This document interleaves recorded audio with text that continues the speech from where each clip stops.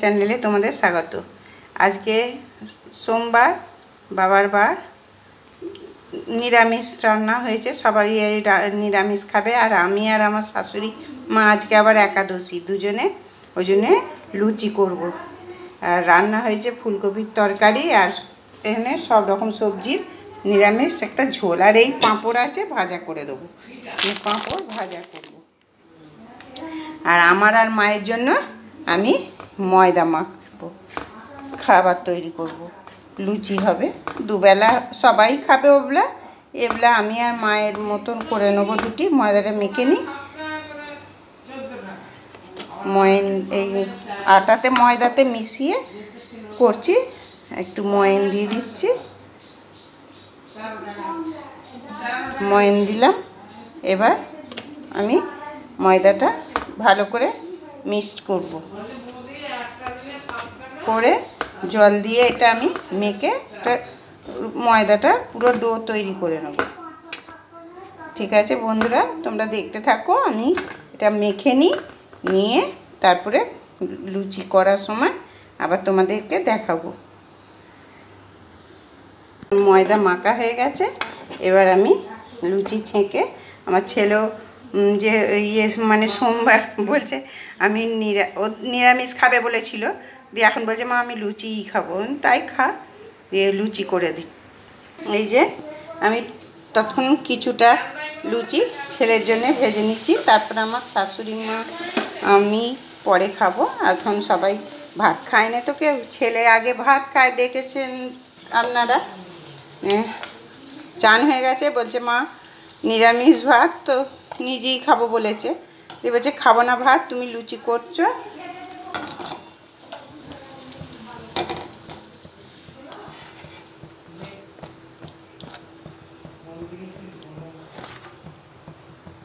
ছেলের লুচিটা ভেজে দিয়ে দিই ছেলেকে।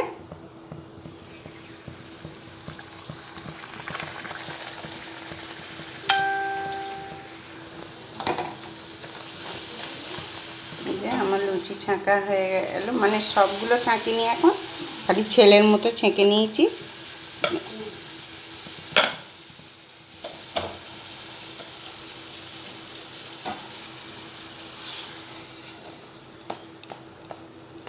ছেলের ফুলকপির তরকারি আর লুচি দিয়ে আসি, তাও যদি বলে পাঁপড় খাবো খেতে তখন দেবো। এ বাপি এনে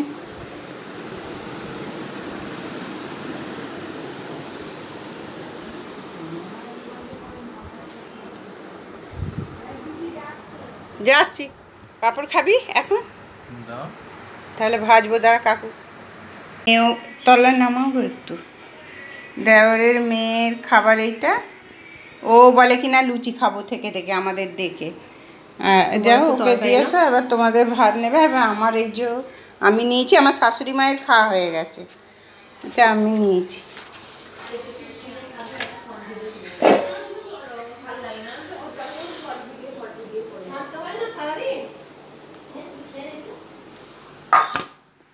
এই যে এদের ভাত বাড়া হয়ে গেল, আমার জায়ের আর ওই মায়ের, 10 ঘরা মায়ের।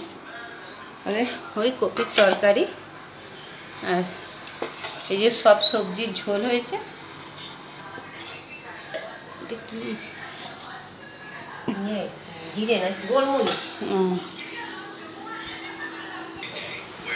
এই যে এদের ভাত বাড়া হয়ে গেছে, আমরা খেতে বসে। আসুন গো মা, বসুন খেতে। 10 ঘরার মা এসছে। হ্যাঁ ঝাল, না না ওই কটা খাবে। হ্যাঁ খেয়ে নেবে। বাইরে বিড়ালটা আছে তো, না থাকে যদি কালকের ভাতই পোড়া আছে। সব খেতে বসে পড়েছি বন্ধুরা। এবার তোমরা দেখবে, লাইক করবে, একটু পাশে থাকবে, কমেন্ট করবে।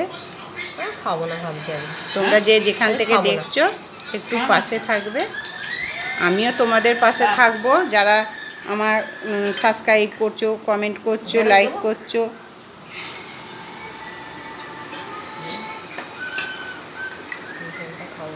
আমার